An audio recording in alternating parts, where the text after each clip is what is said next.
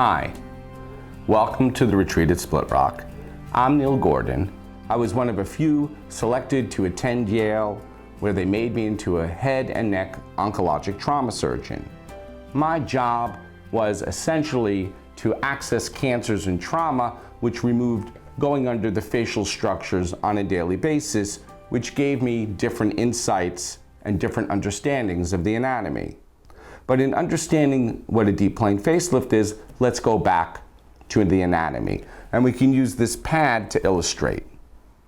So the soft tissue, or the fleshy component of the face, the quilted comforter that we've referred to, has a structure, and the structure is similar to all things as a peanut butter and jelly sandwich.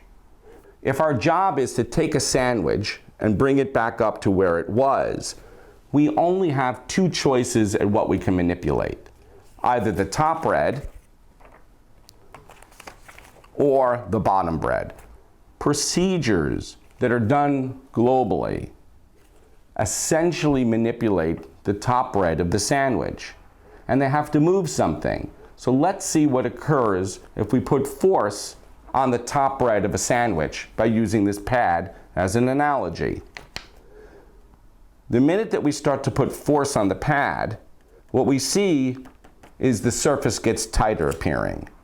So the reason why facelifts for decades created either a tighter look, a pulled look, a distorted look, what created visual incision lines, were all due to the surface layers of the face were used as the mechanism of reversing gravity changes. Something had to be made tighter, and the problem was it was evident. The only way to obviate that was to underdo it. In addition, all of the underneath was never really moved effectively. So that's where people like myself came in. And what we showed is that the soft tissue of the face has a thickness, but has a structure similar to a sandwich. Why is a sandwich important? Because a sandwich has a mechanical aspect of it. If I made you a peanut butter and jelly sandwich, or a Vegemite, depending on what continent you live in, and we gave it to you, and we put it on its side and it fell over, it would not split apart because the peanut butter jelly is sticky and would hold the bread together, and thus it would behave as a unit.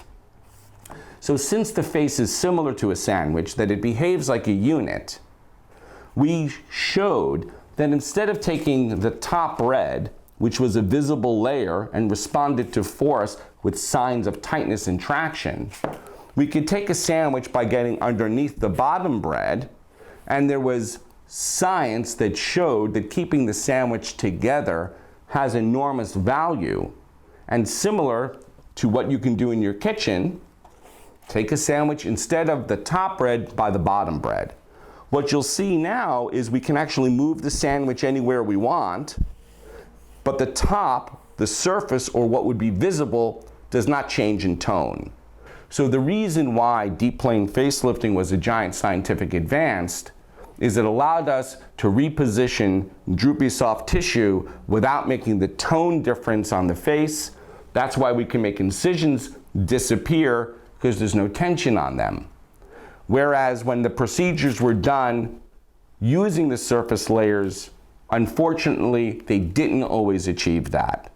So looking natural is easy if you understand the anatomy, you understand what works, and you understand there are people that only do this and just know how to perform it. The potential facial rejuvenation client is a very different client than other types of plastic surgery.